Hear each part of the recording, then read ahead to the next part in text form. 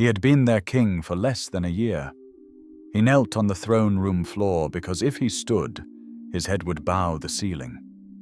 The throne behind him was made of stone and iron, hammered together by men who could not have lifted a single piece of it without each other. He had a sword in his hands that was longer than most of the people standing in front of him were tall, and he laid it down on the floor between them, slowly, the way you lay a child to sleep. It was the only weapon in the known world that could bring a giant to its knees. He had carried 2 of them through enough wars that no one alive in that hall remembered why he had begun fighting in the first place. Now he was kneeling in front of his own people, who had asked him to be their king, and who were still afraid of him. He had not been made to give the sword away. They had not asked. He had simply, somewhere quiet inside himself, decided that this was what trust was going to have to look like, between him and the people he had sworn to lead, and the long doubt that no oath could ever quite erase. He stood, finally, ducking his head. He left the sword where it was. They watched him leave the throne room. They watched the door close behind him. And the sword stayed. Take a slow breath. There is no hurry. Settle in. We have the whole night. A king named Yhorm, and a friend named Siegward, and a sword that was given twice. Once because of fear, once because of love. And only one of those givings, in the end, ever came back home. The city did not have a name anymore by the time most of us hear of it. What it had been called once is gone, the way most things are gone in the long aftermath of a kingdom that ended badly. What remained, written into the small inscriptions still readable on cracked stone, was the simpler description that those who came after gave it. The capital of sin, the profaned capital. A name given, it would seem, to a place that the rest of the world had decided to remember as something it was not, originally, ever called. But before that name, the city had been something else. It had been a sovereign place, separate from every kingdom around it, marked by no banner you could match to another nation. Its architecture belonged to no land you could travel to anywhere else in the world. It built itself, on its own, in a part of the earth most maps never bothered to record. It had courts, and noble houses with their own quiet politics, and a school of sorcery proudly claiming lineage from one of the great sages of older days. It was, in its way, prosperous. It was also, in its way, alone. What records we have of how Yhorm came to be its king are sparse, and the ones we have say only this: he was the descendant of an ancient conqueror, but he was asked by the very people once subjugated to lead them. That is what is written on the soul that survived him. That is the only line of explanation the world would later give for the choice. The people once conquered, by his own bloodline, perhaps generations earlier, had asked him, anyway, to be their king. That is the kind of sentence you have to sit with for a moment to feel. Imagine it. A people who had stories told to them, in childhood, about what creatures of his size had once done to their grandmothers' cities. Imagine the cost of asking him, the slow walk to wherever he was, the careful, suspicious approach, because by the size of him alone, he could have undone all of them in a single breath. And imagine, then, the question put to him. We need someone who can hold what is coming. We need someone who is bigger than what is coming. We do not love you. We do not yet trust you. But we are afraid, and we have nothing else. And we are asking. The records do not say what was threatening the capital at the time. Something was. The sovereignty of a city set apart from all others does not invite that kind of summons unless something dark is at the gates. Some other kingdom, some other power. some old shape of fear they could not face on their own. So they asked the giant. And the giant, who had no obligation to them, who could have left, who could have said no, said yes. He took the throne. He took the duty. He took the weight of a people who could not look at him without flinching. And then, because he understood exactly what they had handed him, he laid down a sword in front of them. The sword was called the Storm Ruler. The records that remain tell us it was a great sword with a broken blade, and that the breaking had given it a strange and terrible quality. There was, somewhere inside the metal, a residue of storm, a weather, a captured wind. When the sword was raised in both hands and held still long enough, that wind would gather along the blade, growing in pressure until the air itself bent around the edge. And when the wielder swung the gathered storm forward, the wind would burst out of the metal and strike whatever was in front of it. The world had a single brutal name for what it could do. It was called, plainly, the Giant Slayer. There were many weapons in the world that could harm a creature of his kind. There was only one weapon known to bring one to its knees. Yhorm had two of them. We do not know exactly how the second had come into his keeping. The most likely account, gathered from the long history of the wars he had fought before becoming king, is that he had taken them from the bodies of those who had tried to use them on him and failed. The Storm Ruler was a weapon designed, originally, to kill creatures like him. Each of his two swords had been carried, at one point, by someone who had walked toward him with the intention of ending him. Now he had them both. Here, then, is the moment we began with. Yhorm, less than a year into his reign. The throne behind him, his people in front of him. The first sword laid down between them on the cold stone floor. He gave them the weapon that had been raised against him in war. He gave them the one tool in all the known world that could humble him. And he said, as far as we can tell, no real condition. He did not say, keep this only for emergencies.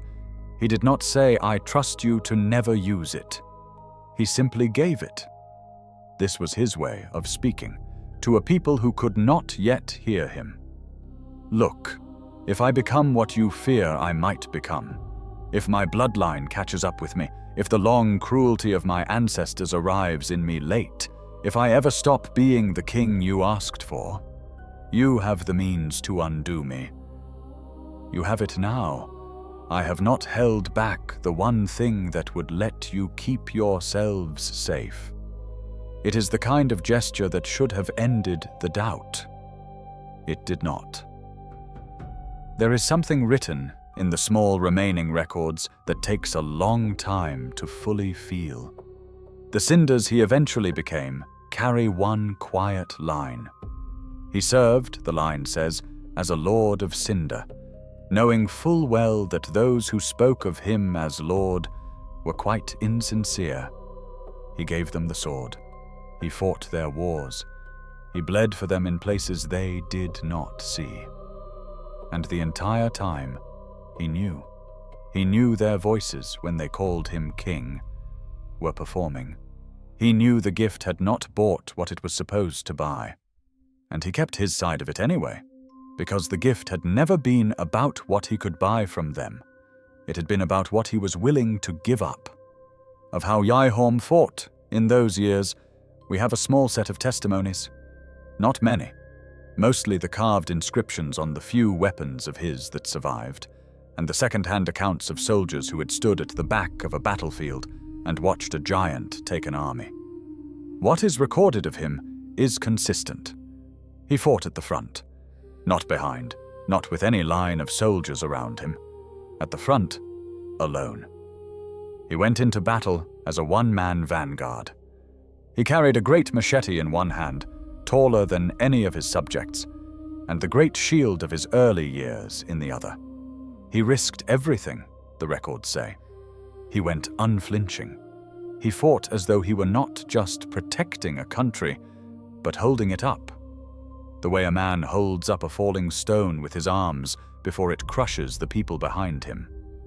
For a king who had been told, in 100 quiet ways, that the people he served did not love him, he gave more than any king of the time was being asked to give. It is here, somewhere in the long middle of his reign, that the question begins to weigh. Why? The records do not answer this. What we have are weapons and inscriptions and the stripped-down sentences carved into objects that have outlasted the men who used them. We have no journal of his. We have no song he wrote.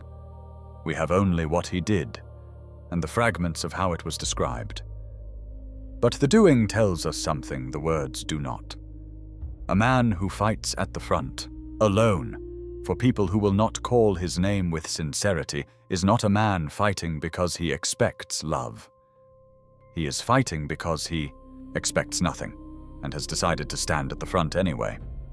There is a kind of devotion that does not need to be returned in order to keep going. It is rare. It is also, almost always, costly. Whatever a person is paying with, when they are doing that, whatever quiet reservoir is being drained, runs out faster than people think. But Yhorm kept paying. The shield he carried in those years was a great slab of metal, taller than a man by the inscriptions that describe its weight, and there is a record that he abandoned it eventually. We will get there. But before we do, hold this in your mind. The shield was, by every account that survives, the thing that had saved his life many times. In every battle in which he had bled, the shield had bled less. In every war that had cost him something, the shield had cost him less. The shield was, in the practical, plain language of war, the difference between a body that walked off a field and a body that did not. He set it down anyway. And when he set it down, he did not pick it up again. Not for any battle that came after. Not for any threat. He fought the rest of his life without the protection that had carried him this far. Whatever made him do that, whatever happened, whatever broke, was bigger than the shield. It was bigger than the wars. It was the kind of grief that does not let you keep being careful with yourself, because the thing you were being careful for is gone. We do not have her name, but we have the shape of what she was. What is written on the records of the shield itself is a single stark sentence. As a lord, he risked everything and fought unflinchingly as a one-man vanguard. Then, following the loss of the one he wished to protect, he forsook his shield. That is all of it. That is everything we have. The rest is what you can read in what is missing. There was someone he wished to protect. Not the city, not the abstract idea of a people, not even by the most likely reading, his subjects in the general sense. Those, the records keep separate. Those he kept fighting for after. Whatever this person was, she was something else. The one. The single one. There is a particular kind of word that the inscription uses, and it is a word the language reserves for the personal, for the small, irreplaceable bond that runs underneath whatever else a life is being given to. She is gone by the time the shield is set down. We do not know how. We do not know when. We do not know whether it was war or sickness, or the slow turning of fortune that always seems to take something the size of a kingdom cannot refuse. We do not know whether he was holding her hand. We do not know whether he knew in advance that it was coming, or whether he learned the way most people in his position learn, which is by being told too late. What we know is what he did. He set down the shield. He did not break it. He did not bury it. He did not speak about it. He simply, somewhere alone, took the strap off his arm and let the great metal slab fall. And then he made one more change. He had a craftsman come, and on the great machete he had carried for years, the craftsman added a second handle. A notch, low on the blade itself, where a left hand could grip the metal as well as the right. From that day forward, Yhorm fought two-handed. He could put both hands to the swing. He could bring the whole, huge mass of his body forward into every blow. This is the fighting style that became, the records say, the talk of his later years. It is described in those records in a particular way. It is described as ferocious, as reckless, as a smashing technique, where the giant came up close to whatever he was killing and simply, with the entire weight of his grief inside him, brought the blade down. It is hard, looking at this from a distance, to read it as anything other than what it was. Without the shield, every strike he took, he took. Without the shield, every swing he gave came at full cost. Without the shield, his body was no longer being kept, it was being spent. He did not stop fighting for his people. He kept fighting. But after he set the shield down, the way he fought changed in a way that the people who watched him, for years afterward, never quite stopped talking about. Because what they were watching was no longer a king defending his kingdom. It was a man who had nothing left to protect for himself, and so he was protecting everyone else, without protecting himself at all. That is when, somewhere in the silence the records leave open, a knight from a faraway country first walked into his life. Catarina is far from where Yhorm ruled. It is not on the same maps, by any account that survives. Catarinian knights are figures of a particular kind in the long story of this world. Men in heavy, rounded armor, made of plates so distinct in shape that the people of other lands would, sometimes laughingly, sometimes not, refer to them as onion knights for the way the metal layered. They are travelers. They are taken seriously by some and not at all by others. They have a reputation for valor, and a reputation almost as strong for being slightly out of step with whatever situation they have walked into. They do not, traditionally, end up in places like the profaned capital. They are the kind of knights who go where the heroic stories go, and a sunken city ruled by a giant most maps did not list was not, by any common reading, that kind of place. But one of them came. His name was Siegward. He was, by every account that survives of him, a kind man, a toaster of small drinks, a maker of Estus soup in the small kitchens he found himself in along the way, the sort of person who would describe his own situation when he was visibly stuck in a well with all his armor stolen as being in a bit of a pickle. He carried himself with the cheerful, dignified disorder of a knight who had been on the road long enough to no longer take the road too seriously.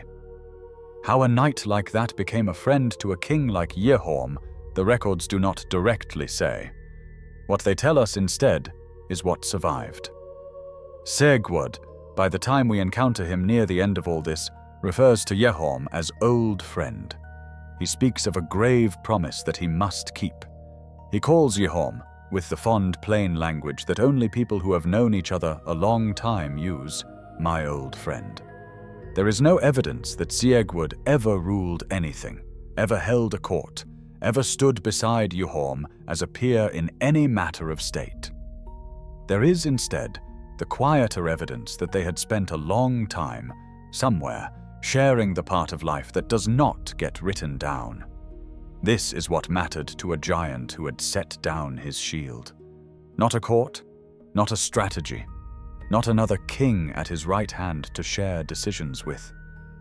A friend, a specific person who had come a very long way and had stayed and had, by some small repeated accident of dinner and weather and the kind of laughter that survives bad years, come to be the one face in a kingdom of distrustful subjects that Yhorm could let himself for an evening, simply sit with. This is what gets you through when nothing else does. This is also, as it turned out, what Yhorm later trusted with the most weight he had ever asked anyone to carry.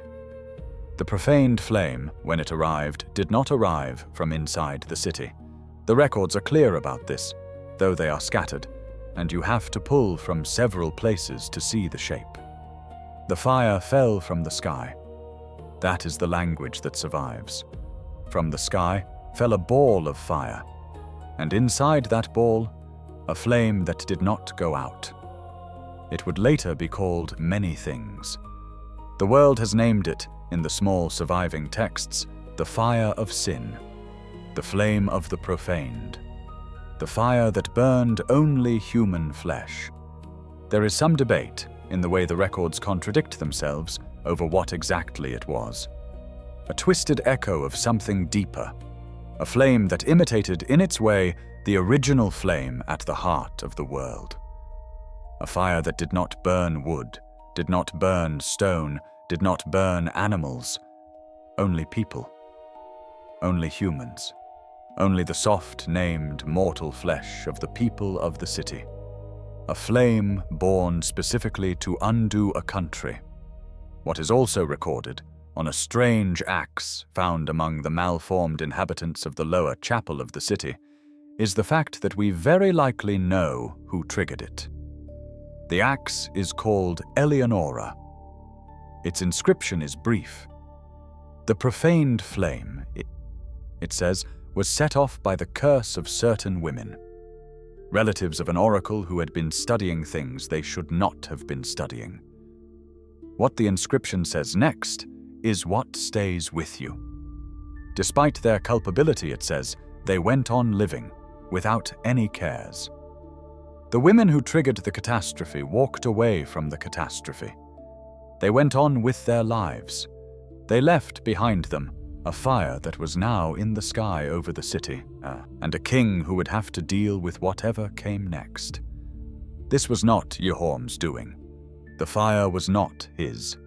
The curse was not his. The carelessness of the people who made the curse was, very specifically, not his. He had not been part of the rite. He had not been part of the sorcery. He was a giant in a stone hall, defending people who did not know they were about to be destroyed by their own scholars. But by the records of what he did next, none of that mattered to him. The fire was his because it was his city. The disaster was his because his people were dying. The fault was his because he was the one with the throne. And so when the time came that something terrible needed to be done, when the only known way to put a fire of that kind to rest required a person of enormous power to give themselves entirely to a different fire, the older one, the first one, he was the one who walked. He did not burn the city. The city was already burning. He went to put it out. And to do that, he was going to have to leave for a long while. Possibly not come back. Possibly come back wrong. Which meant, before he left, he had something to do. He had a sword to give away, for the second time in his life. The Storm Ruler, the Giant Slayer, the one weapon in the world that could humble him. Yhorm had two of them. We have walked through the giving of the first, in the early days of his reign, to the people who did not yet trust him. The second one had stayed at his side for the long middle of his life. Through the wars, through the loss, through every season after the shield came off. He had kept it. He had not given it to anyone, until just before he walked into the first flame. What is written on the inscription that survives of the Storm Ruler itself says it as plainly as a thing that's significant can be said. He once held two of these. He gave one to the humans who doubted him. He left the other to a dear friend.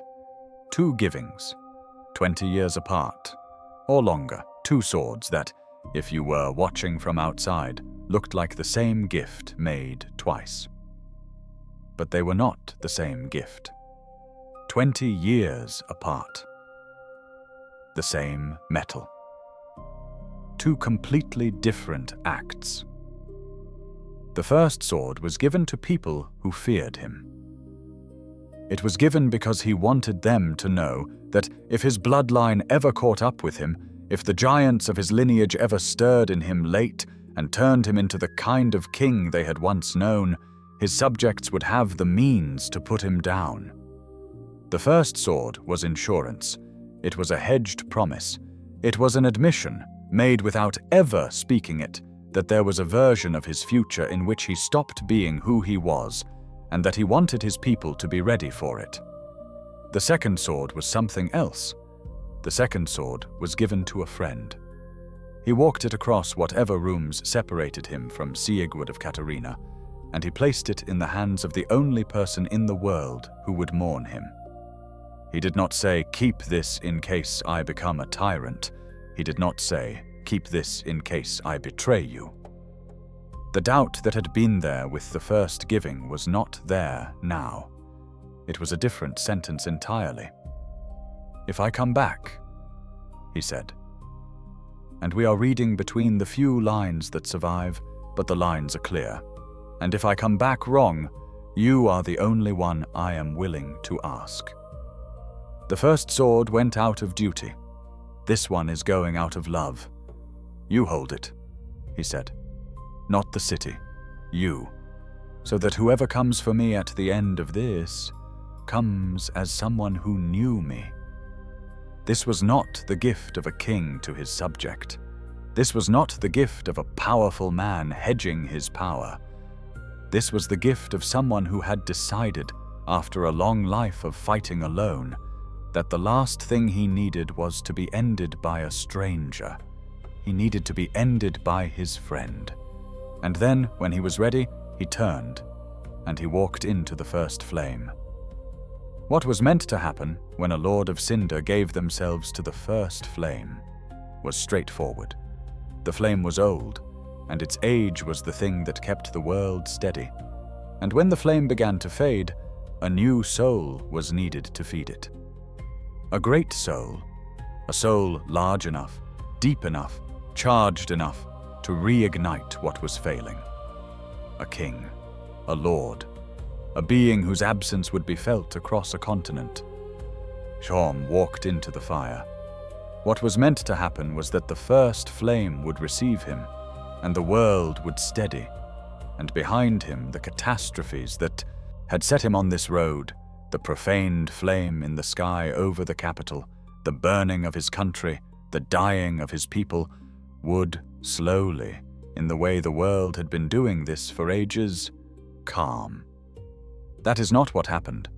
The records of what happened next are scattered, contradictory, full of the kind of careful uncertainty that survivors use when they are not sure what they witnessed. But the broad outline is consistent. The fire he gave himself to did not behave the way it should have. Some old quality of him, his size, his bloodline, his particular kind of body, was wrong for it. The first flame was the flame of humanity, the flame fed by human ash, and Yhorm, whatever else he was not quite that. The fire took him, but it did not take him cleanly, and while it took him, something happened in the city he had left. The profaned flame, the one he had gone to put out, did not go out. It came down. It came into the streets of the capital. It came into the noble halls and the lower chapels and the gardens of the people he had spent his life defending. And in the way that fire of that kind worked, the fire that burned only human flesh, it began, methodically, to undo every person who had ever called him Lord. The capital burned. Not the buildings, not the towers, not the schools of sorcery, the people, every human inside it. They burned, and the fire did not stop until the burning was finished and the city was a ruin of seared bodies and silent halls. There is a body by the throne. There will need to be. Hold on to that. And while this was happening, somewhere in the older fire, Yhorm was being remade. When he came back, and the records are very specific that he did come back, woken from his grave when the world began to fail again, summoned by the tolling bell that called all the past lords of Cinder to return, he came back to a country that no longer existed. He came back to charred bodies along the walls of his own throne room. He came back to a ruin of stone and ash, and the silence that comes after every voice has stopped. He was not himself. The records of what he became in those last years on his ruined throne are short. He did not speak. He did not leave the chamber. The few who came near him, and there were a few, because the city he had ruled had known what was in him, and they came up the long ladders and through the broken halls to do what he had at once asked them in another life to do, were killed. There is a body by the throne of one of them. They had brought one of the storm rulers. They had not made it. He killed one of the people he had once sworn to protect, with the sword he had given them in that very promise, while not recognizing what he was doing. This is who Siegward, finally, walked toward. The profaned capital, by the time anyone arrives to find Yhorm in his last form, is no longer a place anyone could call a city. It is a hollow under the world, a great chasm with the broken bones of a kingdom around it. There is one main bridge, half fallen. There is a long ladder. There is a tower that used to hold a watchfire and now holds mostly the corpse of a man who had spent his life building ladders.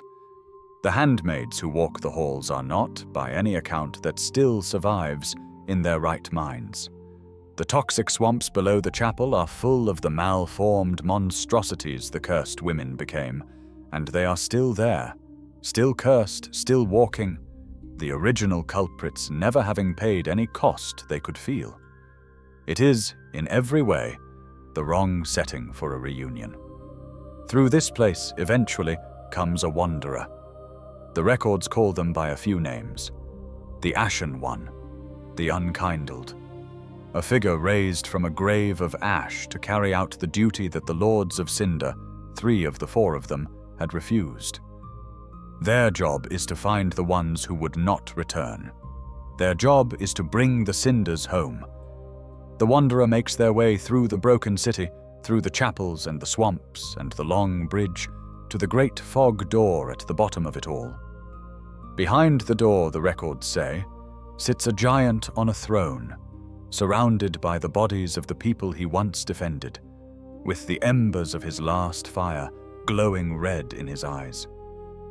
The wanderer steps through the door, and at the same moment, from another way in, through a small barred window in a cell that the wanderer had, days or weeks earlier, used a found key to unlock, another figure walks through. He is wearing heavy onion-shaped armor. He is carrying a great sword with a broken blade, the second of 2, the one that had been given to him a long time ago by a friend he had not seen since. This is what survives of that meeting. This is what those who follow the old records may find. Siegward of Catarina, walking into a throne room in a ruined city to keep a promise. He says it cleanly, in the way that men of his kind say important things. "Yhorm, old friend," he calls, across the great empty hall. "I, Siegward of the Knights of Catarina, have come to uphold my promise." And he says, in the same plain voice, the small wish he had been carrying with him for years, that the sun would, please, in spite of everything, shine upon this Lord of Cinder. That is the entire speech. A few clean sentences, made of the kind of language a knight from Catarina was raised to use for the heaviest moments in a life. The giant on the throne does not answer. The giant does not recognize him. The friend who came across continents to do this final, terrible kindness is met by a creature that was once Yhorm and is no longer entirely Yhorm. The creature stands. The creature lifts its great machete. The The creature comes for the only man in the world who had ever crossed a kingdom to stand with him. There is no recognition in his eyes. There is no last lucid sentence. There is no final exchange. There is no Yhorm looking up in his last moment and seeing his friend, and giving him a sign that the promise is still understood. There is only the friend doing the thing he had promised, while the giant in front of him fought as if he had never been promised anything at all. The friend kept his promise to a man who could not anymore witness it being kept. The fight is not long, by the standards of fights in that part of the world. The storm ruler was made, originally, for exactly this. The wind gathers along the broken blade. The pressure builds. The sword is brought forward, and the storm captured inside it bursts out toward the giant who once carried its twin.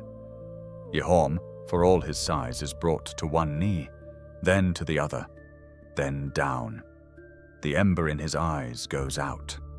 When it is over, the Wanderer and Siegward stand in a throne room full of bodies, with the body of the Lord of Cinder among them. Siegward speaks, and his voice has not changed. He says he is in the Wanderer's debt. He says he could not have kept his promise without them. He says, with the small dignity that ordinary kindness wears when it arrives at the end of something terrible, that there must now be a final toast. He produces from inside his armor the small wooden cask of Siegbrau he had been carrying since they last met. It is the same drink he has shared with everyone he has loved on his long road. He raises it. He drinks. He laughs. In the soft way he laughs. The way a man laughs when he has, finally, just set down something heavy. He raises the cup, one last time, in the words he had used at every other toast in his life. Long may the sun shine. And then he says, in the same warm voice he had always used for these things, that he is going to have himself a little nap. The only thing to do, he says, after a nice toast. He looks, one last time, at the Wanderer.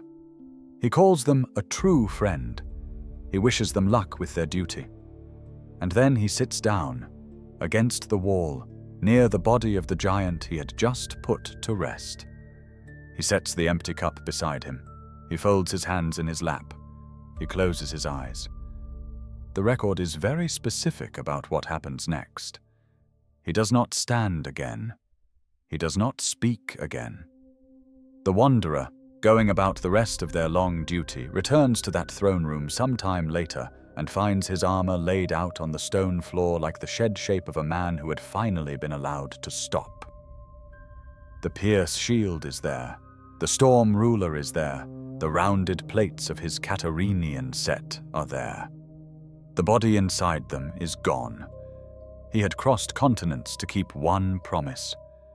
When the promise was kept, there was nothing left in him that needed to keep going. The toast was the last thing he had been carrying. He had finished it. He laid himself down beside his friend. There is something written in the small remaining records that takes a long time to fully understand. The Storm Ruler near Yhorm's throne. The first one, the one given long ago to the people who had doubted him, is found in the clutched fist of a human-sized corpse. One of his own subjects had brought it. One of his own people had come, through the ruined halls, with the sword he had given them out of love, to do what he had once given them the means to do. They had not made it, and so the friend had to.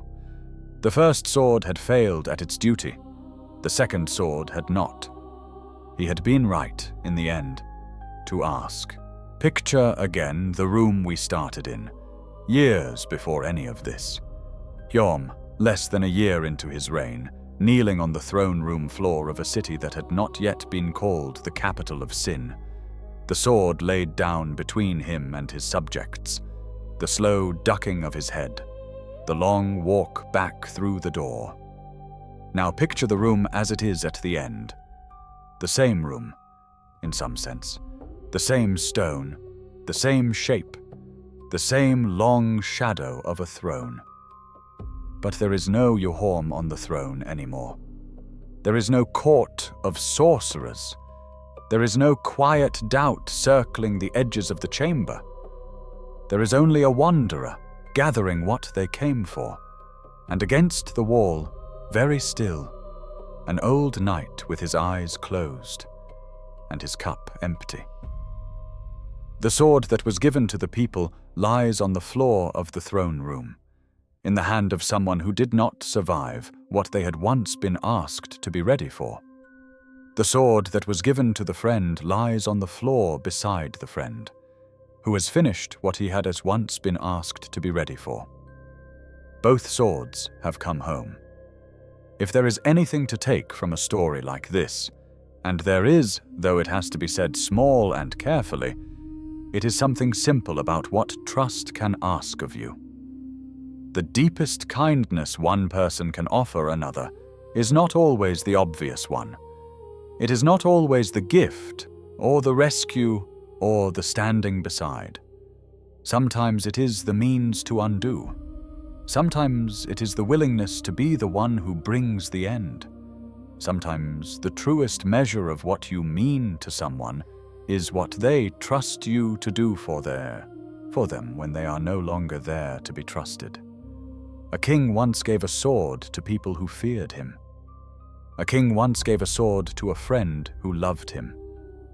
Only one of those was, in the end, the harder thing to give. If this story has stayed with you tonight, and if a part of it is still moving slowly somewhere behind your eyes, the small button below, the like, the subscribe, the quiet kindness toward this little channel that makes more nights like this possible, is, in its own way, a kept promise. Thank you for being here. Now, the fire in the throne room is out. The friend is asleep. The wind very far away is moving over a ruined city that no one will rebuild. The cup is empty. The sword is laid down. Long may the sun shine. Let your eyes, if they have not already, close.